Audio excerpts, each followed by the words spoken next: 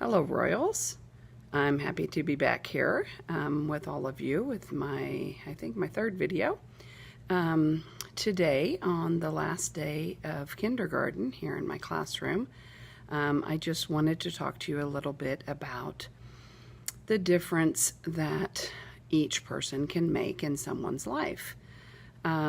Before becoming a kindergarten teacher, I taught other things. I taught languages and such, and I taught adults and did some different things. But since becoming a kindergarten teacher about 11 years ago, when I meet people and they ask me what I do, when I say that, I get a variety of responses, most of which are like, "Oh my goodness, you're like a saint. We're so grateful for you. We could never do that." Okay, yeah, you have to love it, that's for sure. And the other response is kind of a nostalgic one, like, "Oh, I remember my kindergarten teacher. It was Mrs. Willis, and she was so kind." Or, "Oh, I remember my kindergarten teacher. She was horrible and mean." So that always makes me reflect.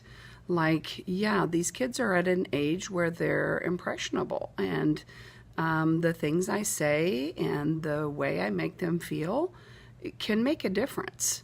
I truly believe that. I truly believe that people who work with children, young children, but also older children, teenagers, any of the formative years, I believe that it's really important for us to measure how we speak to our students.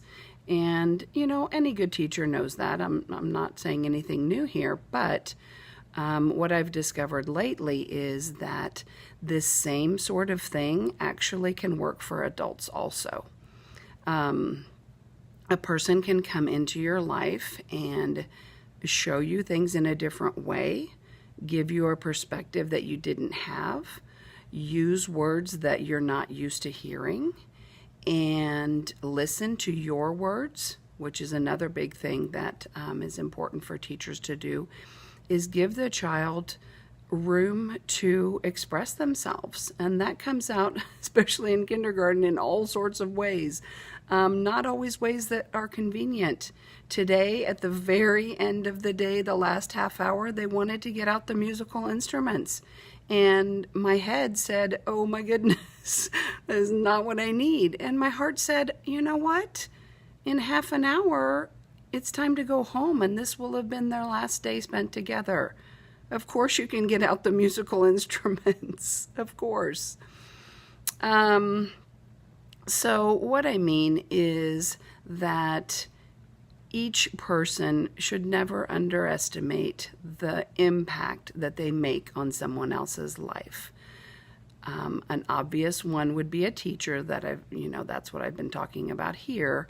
Another obvious one would be any kind of a counselor, mental health professional, doctors, nurses, that kind of profession also. But I want to say that even an everyday person can take on this sort of endeavor. You can be a person who's a catalyst to someone else. You can help them see themselves. You can help them with things that are holding them back, their limiting beliefs, or things they've always struggled with, and they just think, "Oh, I'm just always going to struggle with this. I'm always going to have this issue." Sometimes all it takes is fresh eyes, new perspective, and just walking people through something. Don't ever underestimate the power of listening, holding space for someone, empowering them, walking the path with them, just being there for when they stumble, when they need just a little bit of a boost, an encouraging word. And the best of these relationships is when it's an exchange, when, then when you need that, they're there for you.